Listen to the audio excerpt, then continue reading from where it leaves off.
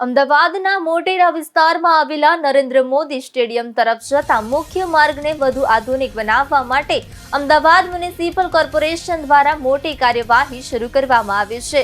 આંતરરાષ્ટ્રીય રમોત્સવને ધ્યાનમાં રાખીને સાબરમતી જનપથ 3 રસ્તાથી સ્ટેડિયમ સુધીનો માર્ગ પહોળો કરવાનો નિર્ણય લેવાયો છે।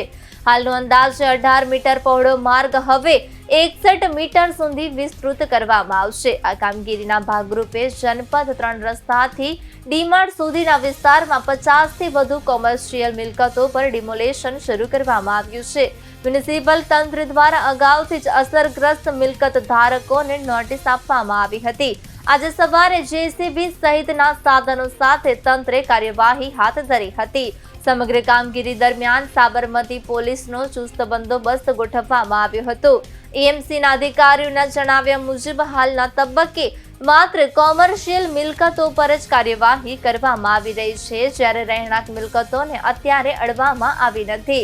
ડીમાર્ટ બાદના કેટલાક બિલ્ડિંગોને લઈને મામલો હાઈકોર્ટમાં વિચારાધીન હોવાથી તે વિસ્તારમાં હાલ કોઈ કાર્યવાહી નહીં કરવામાં આવે।